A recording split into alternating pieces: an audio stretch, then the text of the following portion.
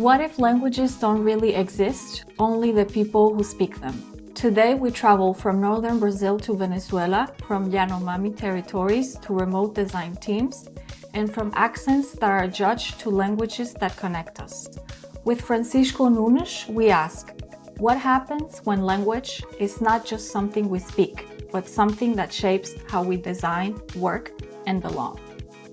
Welcome to Bad Accent, the podcast about language, identity, and the messy beauty of how they shape us.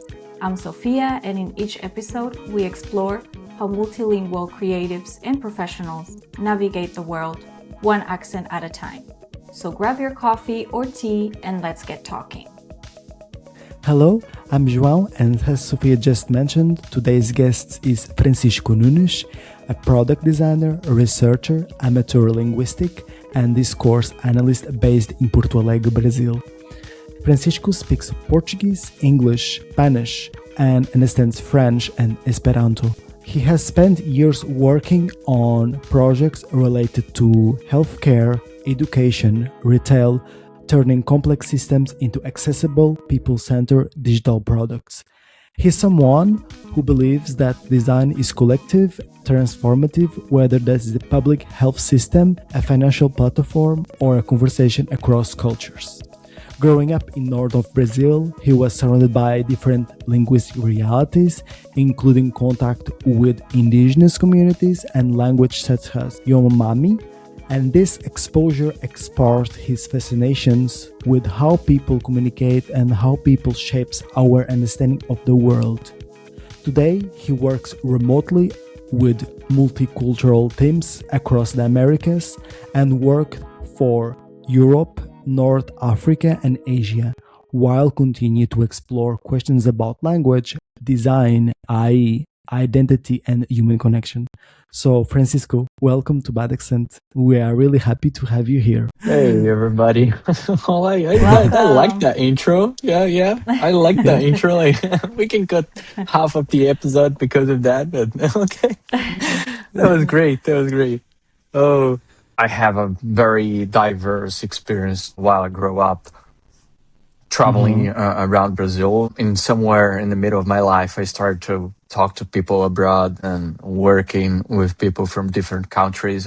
If you asked to me this like many years ago, I wouldn't tell you that that would be possible. But so it's amazing when the places you can reach when you have courage enough to allow yourself to have those experiences and know and not be afraid of expose yourself to those experiences, to those languages and to those different ways of working and see the world. Yeah. So. And Francisco, for people that might not know Brazil very well, can you tell us where in Brazil you grow up and how that environment looked like to you? Oh, yeah, for sure. Yeah, for those who doesn't know Brazil, if you type on Google, like Brazil map right now, you're going to see a huge territory that spans from north and south and a very larger part of the northwest part of it. Of the continent, of the South American continent. And I was born in the northwest part of Brazil, but I moved and I grew up on the north part of Brazil. So if you look for a place called Roraima, Roraima, you're going to see there is a place on the north, very kind of isolated, that makes frontier with Venezuela, for example, and other indigenous territories. So I grew up there, and when you grow up in those places, you grow up being exposed to many different languages, let's say this way. Like I grew up in contact with Spanish because the border with Venezuela. But also I grew up listening to Yanomami languages, and it's not when I say Yanomami, people tend to think, oh, that's one language. But the Yanomami is kind of a group of languages, like depending when we talk about indigenous people, these people, when you go from a different family, you can start speaking in a different accent as well. So we grew up in the Amazon region. If you know about Amazon rainforest, there is a huge place in there. and we have a few hundreds of indigenous communities living in those places. So when you travel around Amazonia, you're gonna see them all around. You're gonna hear them all around. So I grew up exposed to all those languages, and that shaped the way I perceive people and culture. Because you grow up saying, "Oh, well, what this person is talking about? What kind of sound is that?" Like it's very different. I'm Yeah. speaking Portuguese. My family talks to me in a way, and then I hear this person is talking differently. Well, what this person is talking? So I grew up with those questions and started to investigate. Oh, that's a language. It's a different language. Oh, this person is speaking Spanish. Like how's that sound in Spanish? Is very different.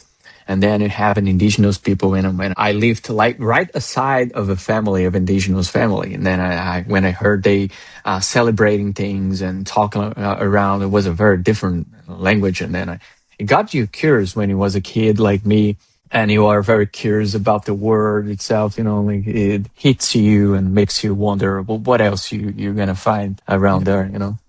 And maybe you had also a chance to playing with the children of this family, for example. Yes, it was very common when I was a kid. People used to play on the streets. It's very common in the north. When I think in my generation in general, we don't have computers, we don't have smartphones, so we used to play on the streets.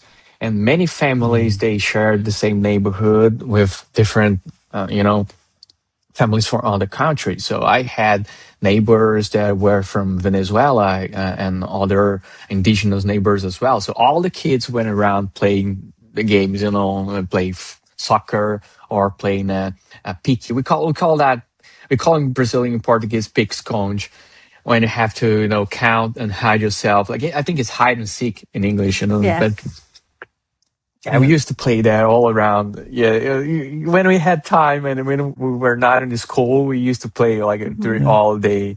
And you have contact with all those kids. It's very interesting because you don't really have a vocabulary, but you kind of understand what that person is talking. When you was a kid, you can't understand each other. It's very interesting. I actually wanted to ask you, was Portuguese the common language that you used, or you mixed? What came to your mind at first? As kids, you don't sometimes realize that you're speaking a different language than the other person because it's so normal to you that you speak that language at home. Did this happen that you mixed, the other languages? No, when I was a kid, we didn't mix the language because I think we had this awareness about our own language because our parents talked to us in our home. So we had this awareness. We had this, but at the same time, we know we can identify that other language, but we don't mix up the languages. At least when I was a kid, because all the vocabulary I had was from Portuguese, for example. So, and they understand very well. And looking back right now, I think that's kind of concern, right? Because those kids, they understand Portuguese. We usually talk to them in Portuguese when I was a kid, and they understand us. They speak some word in Portuguese with us, but actually, it was more they making the effort to talking to us and understand what we were trying to talk to them than us making this thing. It was very naturalized experience when you were a kid in the north of Brazil. People don't used to teach you about, oh, you have these other languages, you should speak with them, you should embrace them. Oh, look at how this is diverse now. And we don't have this as a kid. I grew up and then I got this conscious and Yeah, and so now, Francisco, like Portuguese is your native language, and then English more for professional terms. Spanish, I don't know why. And also, I know that you understand French and Esperanto, which I was surprised because it's not a language spoken in any specific country, but is a worldwide known language. Where do you think that this interest on your side came from? Yeah, I think since I was a kid then, because when we grow up being aware of different languages, I started wanting to learn all languages, all around. And in the middle of my seek for learning new languages, I passed by Esperanto, and then I discovered that Esperanto is a kind of an artificial language, let's say this way. It was created by a guy called Zamenhof. I think that's the name of the guy. And he curated with that purpose of, oh, let's unite the people around, create a common language, easy to learn, and where people can speak it and understand each other. Like it's a very naive and romantic view of And culture and the philosophical. word, but Yeah. it worked. Actually, if you think about that, it worked in the sense that the guy developed a language. How many guys you know that created a language? Maybe Tolkien with Alfian and other kind of things, but this guy created a language that can be really used by discourse, life, politics, and so on. And I discovered that when you learn Esperanto, it increases your learning skills for other languages as well, because it got roots from many different languages, like Anglo-Saxon languages, Slav languages as well.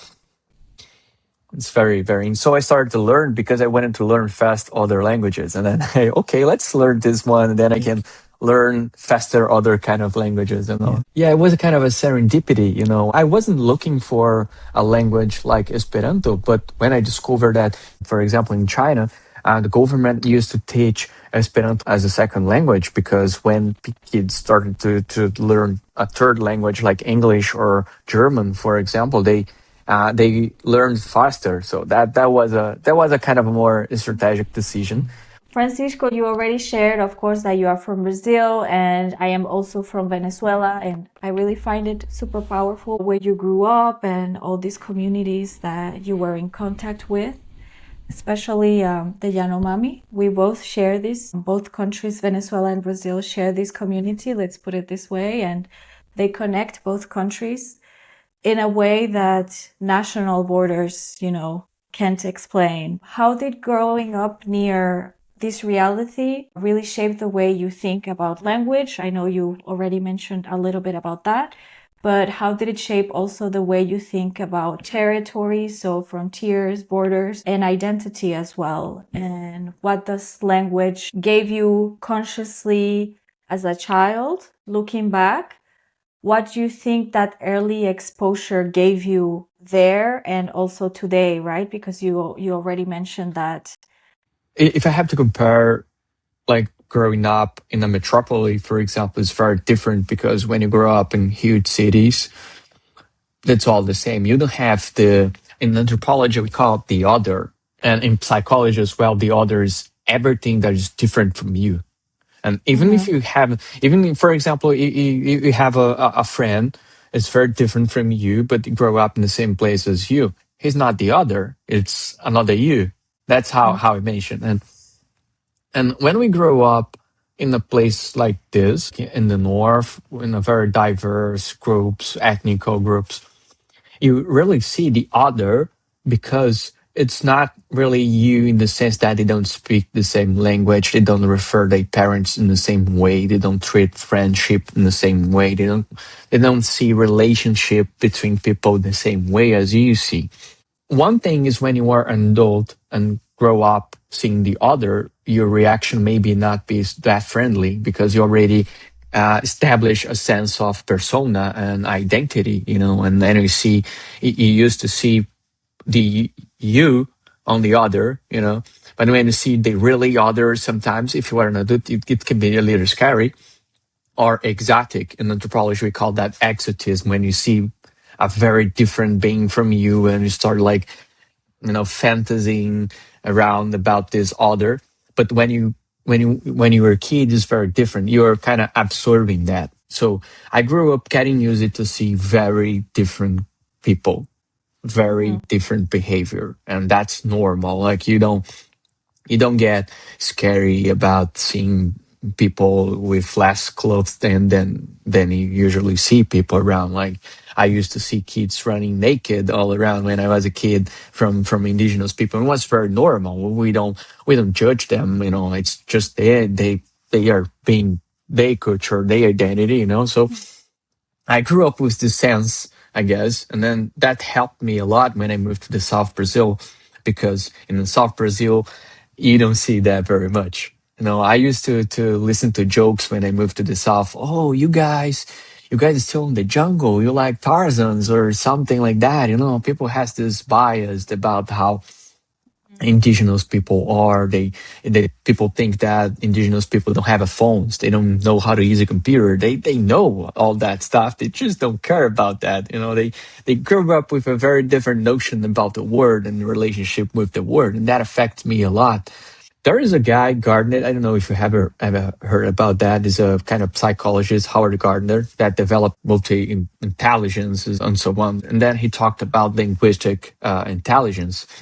But when you grow up, like hearing different accents and languages, you kind of get used it. Oh, that sound means one thing. That sound and another sound means another thing. This is related to that language. This is related to that culture. So it developed that skills for listen to different languages. And it become natural for me. When I started to learn new language when I was adult, it was easy. I think it's a beautiful way that what you're sharing, that you were exposed to this and that you can also carry it with you in your trajectory as an adult. This transition from acknowledging it as a child and then acknowledging it as an adult. It's really beautiful, and I think it has shaped the way you are as a person and how you communicate with the world. And it's also interesting what you share, that there are these misconceptions where you are living now and when you moved about the indigenous communities and the way people live, because even within a same country, we are not aware of the things that happened, and sometimes we don't even communicate. There are maybe this fear or this interest that people create certain barriers. Can you talk a little bit about that? Is this something that happens in Brazil? Do you feel like are the regions like really separated in Brazil?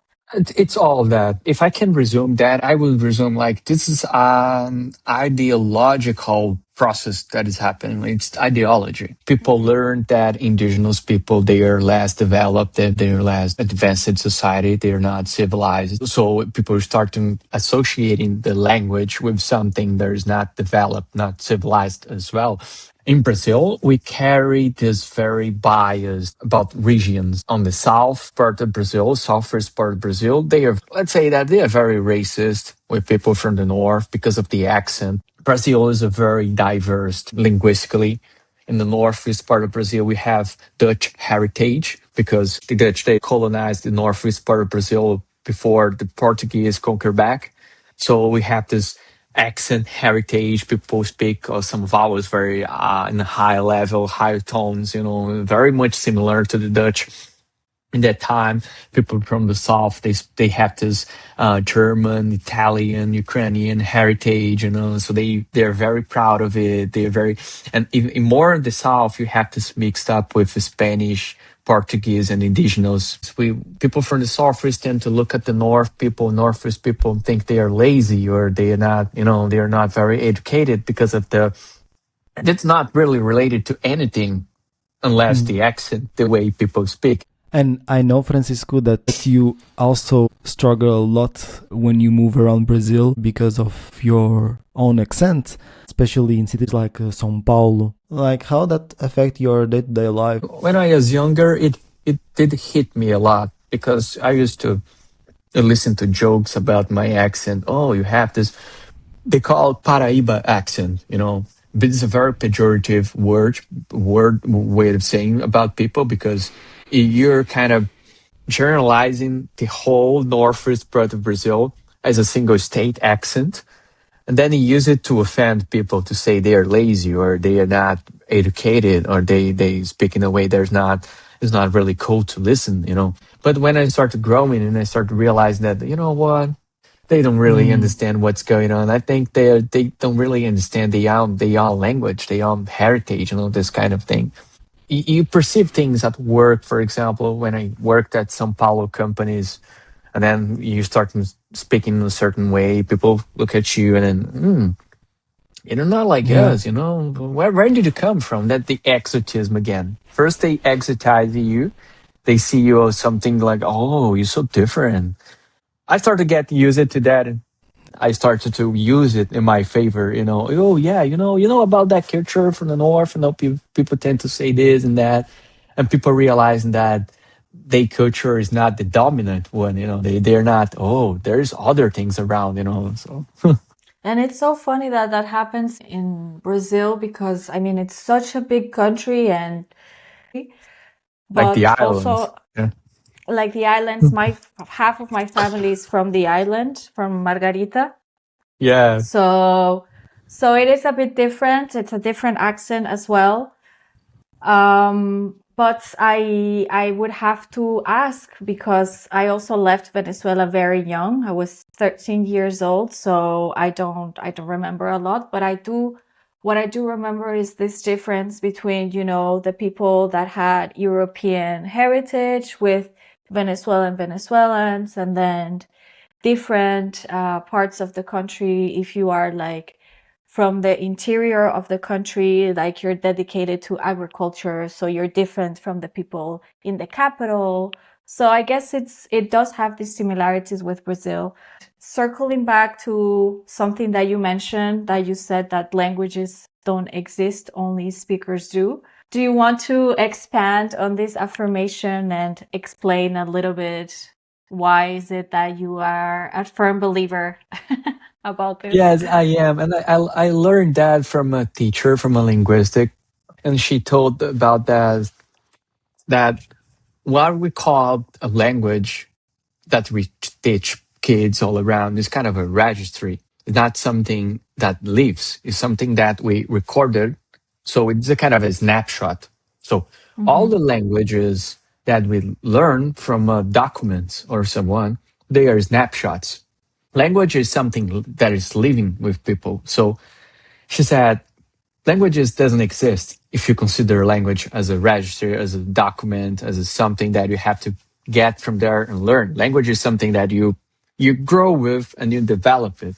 So what exists is actually some speakers communities. That for me that makes a lot of sense because I get in contact with English, for example, for a long time ago. It's not that I started like a few years ago. I started with internet. We used to use blogs all around. If I have to learn about design in my area, all those contents are in English. So does that make me a good speaker? Does that make me understand people? Does that make me express my emotions very well?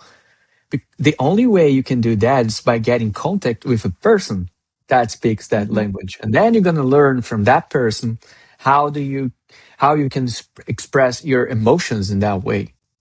You have to get in contact with a person to learn that. You can't learn from a vacuum, from reading a book and get the expression. So languages, it doesn't exist as a material thing lived. What exists is actually people who grow up, they express themselves, they find ways to play around with language. I know that we have a registry about Portuguese, and I know that we have a very fun way to play around with the language. There's a very fun ways that you can express different meanings using words that doesn't have that meaning isolated, but when you use that in a certain timing, with a certain tone, with a certain mood, people can get what you mean. That's why when you are learning a language, people advise you directly go to a native because you will learn it very fast. Okay, you also can learn for a manual, but then it will take longer. Because you have to get in contact with a person, with another complex human being that might not like the same things as you like, that might be offended by something you have to say, and then you have to interact with that person. So looking back right now, I see that the best way you can learn a language in that sense, and considering that language only exists because speakers exist, you don't have to be interested about the language itself, isolated language, the snapshot. You have to be interested about the people who speak it, their culture, the way they celebrated things, the way they make music, the way they play around, the way they have fun. You can't just learn the language and try to apply it without catching the culture. It's very connected. There are many authors that worked about that. Batin, I don't know if you know about Batin. It's a Russian one, and he explains how words are deeply connected social contract, to social relations. I don't choose the meaning of a word. My community choose that meaning. Why you choose certain words and not others when you have to speak, even if grammatically that word makes sense, because you know that for your community, of speakers, that's not cool to say. That word's not cool to, so. And it's nice that you are talking also about communities, because we know that in Brazil there is Japanese, Ukraine, and Italian communities. And you said something that interests me a lot, is that nowadays it exists dialects in Brazil, in these communities, that are not longer spoken in the origin countries. And I found it super. How does it happen? And I would like that you would share that, because I think is amazing. I think it's because of colonization. That's the first thing we should say. Brazil doesn't have a linear colonization history. We know about Portuguese colonization, Dutch colonization, Spanish colonization of Brazil. But we don't used to talk about other kinds of colonizations that happened before in the 19th century and the 18th century, when the state, the republic, were trying to form and gain political force to fight. For example, in the South, they wanted to fight back from the Spanish community. They were taking over the place in the South, and then, okay, we have to increase these people, we have to increase their community. Let's bring back people from Europe. They want to land, they want to, grow up, they want to make their farms, and so on. So Brazil bring the Germans, and the Germans established in the South Brazil, so they speak their own language. And imagine that this was in the 19th century, and imagine that when the Italians they came from Brazil, Italian was forming the modern. What we call Italian is used to be a Tuscanian, if I'm not wrong. It's not like Italian a uniform language. Like they pick one of the languages from one of the provinces, and they choose as an official language. But in Brazil, we had a different language that were spoken, and we call that Italian. When you say Italian in Portuguese, people get just the T. So they start saying Italian. Oh, this guy's talking Italian. Oh, so when the generations pass it, people start to refer their own language, the language from their parents, as Italian. So today we have 2 million people who speak that language in the South Brazil, Yes, and during the dictatorship in the 70s, people used to go to jail because of that. If you find out speaking that language in the streets, you could go to jail, because you speaking that language is forbidden by state. Like you can only speak Portuguese right now, so they go to jail.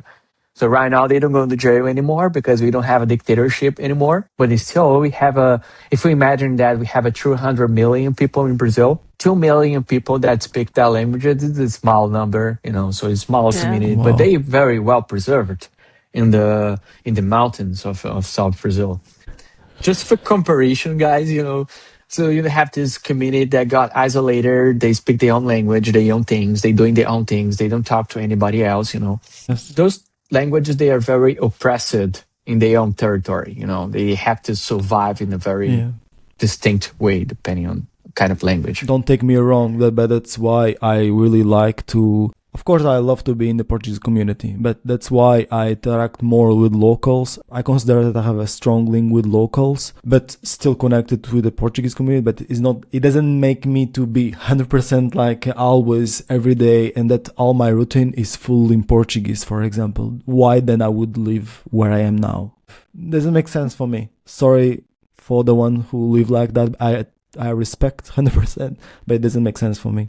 And it's a very honest way to see the word, because you don't need to put yourself in the place that, and it is very common on young generations as well. They have this thing about they should know about the other, know different languages, know different culture, and then you go there, you try to mix yourself in that community. It's not going to happen. You have your own thing, and that's the fun of it. That's the fun of life, and it's a very honest position that you put yourself in relation to the other. Like I'm not you, but we're here in the middle of this relationship. Is going to happen something, But maybe Sophia has something different to add? Because I feel that you want to add something or not. I don't know. Maybe not. No, I interact mostly with Spanish because Spanish is my mother tongue, and then my wife is Mexican, so we speak Spanish at home, and we live in France. So everything is in Spanish with us, and English because we work in English. What I find interesting is what you mentioned about, different communities, how they stay put in their own place and sometimes they don't mix with others, either because they chose to do it or either because they also chose to do it in order to protect their own community. And I think this happened with the indigenous community. They have to protect themselves in order so they don't lose what they have. Because this is something that the Portuguese back then, when they colonized the country, they destroyed or they started destroying. And they had to find ways to protect themselves in order to have this continuity. And also the communities that decide, no, we don't want to mix because we want to keep to ourselves, like, the Amish, like you mentioned. They would feel rejected, maybe. Yes. Yeah, also Yes. because they feel they've also been rejected and they don't feel welcome, by the rest of the country. I think it's more complex than just, reducing to one situation. It's a conflict. Brazil, we didn't speak Portuguese as a nation language until there is a guy. It's called Marquês do Pombal. I think you heard about that guy. Yes. Yeah. We have Before a that long guy, debate about it. yes, before this guy, we don't speak Portuguese in Brazil. We had a very different language. It's called língua geral. It's a mixed thing between indigenous languages and Portuguese and Dutch, German and Spanish. They have the enslaved languages and African languages. And then this guy told, like, we should not speak this language before. We should ban this language from this country and so on. We should establish a different language. So they have banned this language from Brazil and created legal mechanisms to banish the language and punish people who speak this language, and establish schools for Portuguese, English, and German all around the country as well.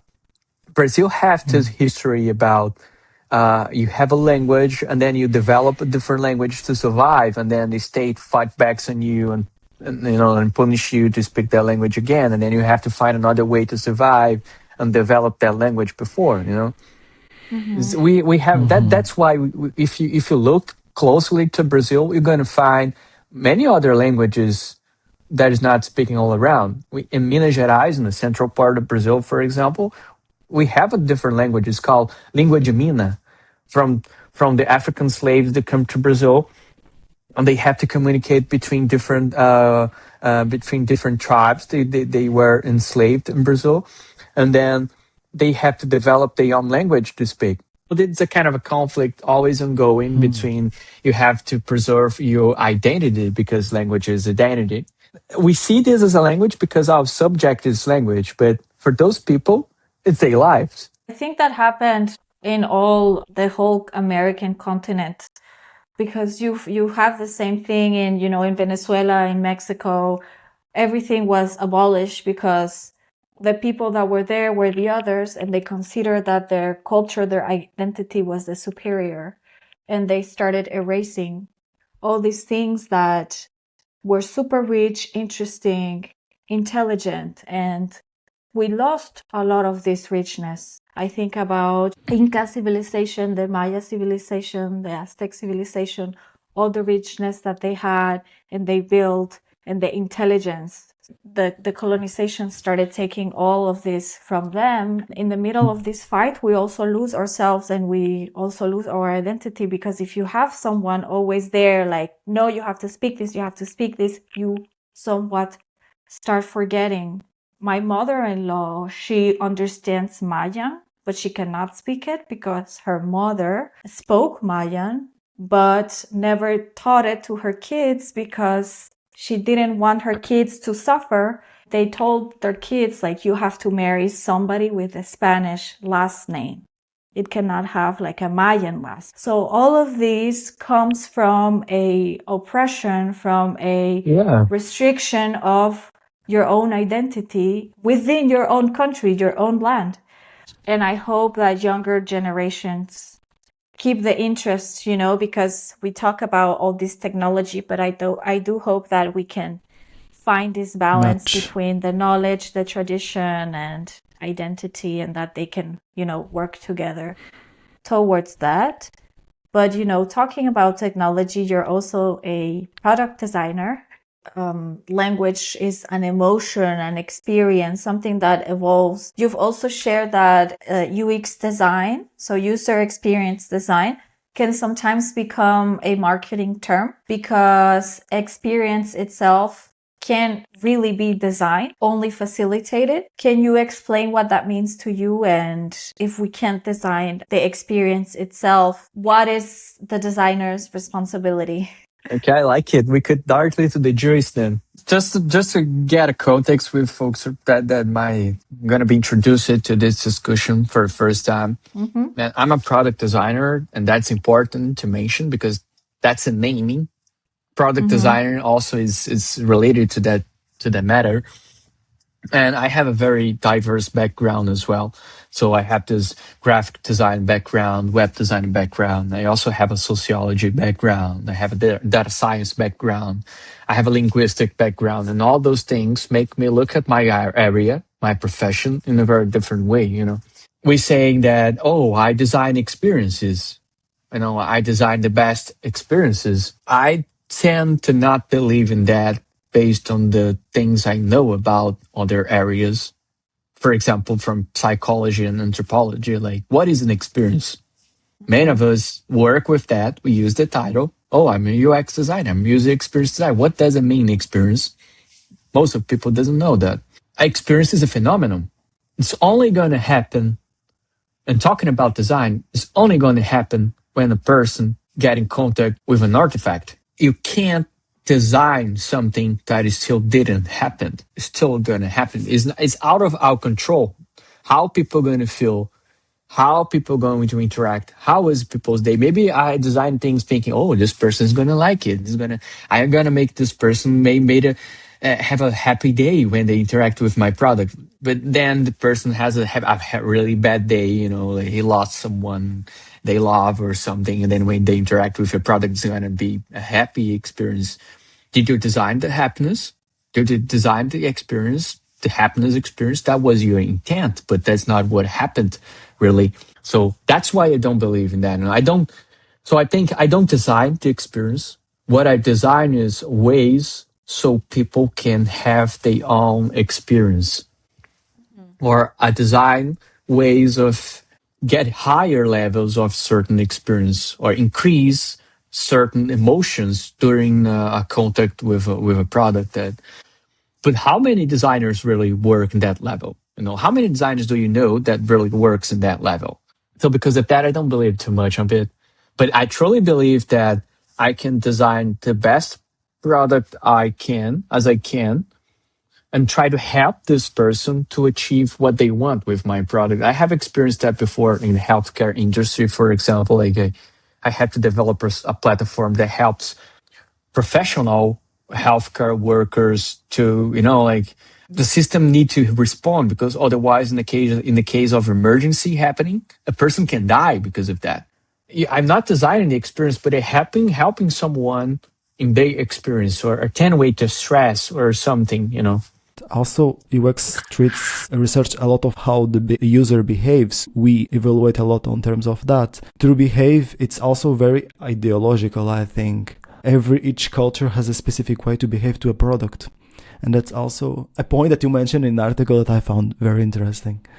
Yes. Personally, that's why I'm against this ideology that we have in our field that is scaling, this ideology of scalability. All products need to scale to become global. We don't need that. What we need is products or platforms or apps, whatever, that addresses specific needs for that communities. Look at human history. We don't have such thing like a huge society, homogeneous. It's not sustainable. It can be scalable, but it's not sustainable. And about how scale is not the solution for things. Like on scale are actually the solution for things. Yeah, it's a very interesting. For example, your background in language, it makes you different from other designers. And that's also a question for you, knowing like language, what do you think that makes you a different designer? I'm sure that you deal with other day-to-day people that with the same product designer, you see that not all of them are responding correct to the briefing, as I see on my side as well. No, definitely. I think there is different layers where it affects my work as a designer. There is this layer when I have to deal with people, which is great because imagine like sometimes most of people are from client side out from US, and then we have people from Mexico, for example. When we were all in the meeting, and then I start speaking their language, the mood completely changed. You know, like they started really being more amiable to negotiate because this guy talks my language. I need the stress level in the room got lower. But if I start speaking the language, I can express myself finally. We can see, like, I can see the mood changing in the room. And then, now we are lighter. The mood completely changed. And then we can really focus on the problem solving, not only communication problem solving, That's one thing. And another thing is that language is also information. Information, organized, architectured. So once you have different ways of saying languages, syntax, and so on, you start seeing products in a very different way. I start to see ways of organizing information that sometimes a person who speaks only one language not going to understand. I saw this before, and sometimes we don't get the result we want from that interface. Talk specifically about visual design, for example. Sometimes you imagine something really cool, but it only works in that language.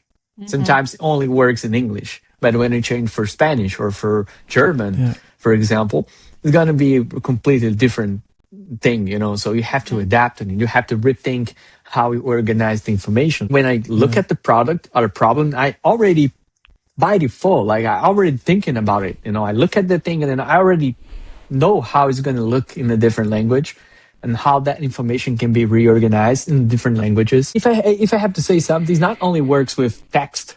I mean, even if 90% of the internet is text, we have motion. Motion is a language. The way we move things can be perceived depending on the culture and the language in very different ways. It's very interesting. We've heard here that you've mentioned a lot of authors, a lot of books. We want to know, what book are you currently reading, if you would like to share? Do you mind if I share 3 books if you guys course, one in English please. and the other in Spanish? I have just one. It's a very interesting one. Is in English. It's called Team Topology. So it talks about how we can organize teams to work together and how it reflects and is going to shape the product or the system itself. That's very interesting because the way we communicate, the way we organize ourselves is going to be reflected in the product. How great is that? The product, the way the interface is going to appear, the information, how this product is going to communicate with the users is going to be reflected by the way we, persons and professionals that are working on that product, communicate and relate to each other. We have to be aware of language and communication because it's going to affect the end product I'm trying to design. That's crazy. That's crazy. And then I bought this one from Colombia when I went there. It's called Colombianismos. Yes, and it's a book, it's a kind of a dictionary that has a lot of expressions genuinely rooted in Colombian. I went to Colombia a few months ago, and then now that country is amazing. Oh my gosh. How they speak, how they are diverse, the way they organize themselves is really very interesting, and the language is very interesting. They have a very peculiar way to speak Spanish. Really busy with a lot of books, like you read every day one page, for example? Yes, I'm really an active reader. Since I was a kid, I always got interested in books and so on. So I don't know. I have written 100,000 books. And Francisco, we are really coming to the end of this episode. We finish always in the same way. We always ask a word, a proverb, or a joke, in this case in Portuguese maybe, that you wish the whole world could understand? Oh yes, yes. There is one I really it did hit me a lot during these weeks. I with all the traveling for work and working all around. Fun and really nice word we have in Brazil is called corre, correria. Coffee. It used to describe in Portuguese. Generally, it says something that's running. It's something running. You are on the run. I don't know if that in English means the same thing. Oh, I'm on the run. I'm on my running. But in Brazil, we used to describe how you're engaged with your life plans. Like, oh, I have to do this with my life. Eu tô na correria. I'm doing things on my Yeah. life to make my life move forward. That's a very word you can say. You're gonna hear it all around from people, and people doesn't really pay attention on that. But I found that very powerful. Completely, you can say one thing, it can mean something on the south, and the north it can be a different thing. If you're all are in Brazil and you have a friend and you're talking to him and maybe you encounter them and you don't have time enough to speak or get together because they are in the corre, don't be offended by that. It's just the way we say that. Oh, my life is kind of happening. I have to get. That's super beautiful. Thank you so much, Francisco, for sharing all these perspectives about your country, about identity, territory, languages. It has been super enriching to us, and I think the people that hear this episode, they're going to also feel a connection, and I'm sure people will relate to what you're sharing. We have different nationalities that listen to the podcast, and we talked about topics that are super relatable to a lot of people. The way out of your heritage, sharing it, and then you keep on carrying it with you with pride, and that you can also get to apply it in your everyday life, professionally and personally. Oh man, thank you. Really appreciate that words. So kind for you. Yes, I was going to add, I think, Francisco, you really should keep on going with your own enthusiast. I think you have a lot of self-initiative and you apply that to books, to people that you met online, and it makes you different. I think the listeners also that follows a bit will always take something, and for me personally, I was really, how you already shaped me even through the calls that we did already. So I'm really grateful for that, and of course we will link all the Francisco's works on this episode. I think people can read more about you. It's not only on this episode. So thanks again, Francisco. Thank you so much for listening to Bad Accent. If you enjoyed this episode, follow us on social media and subscribe to our YouTube channel. All the links are in the description below. And if you or someone you know has a story about language, identity, culture, or working across borders, please send us a message. We're always looking for new people to talk to and learn from. Own your voice, celebrate your accent. Until next time.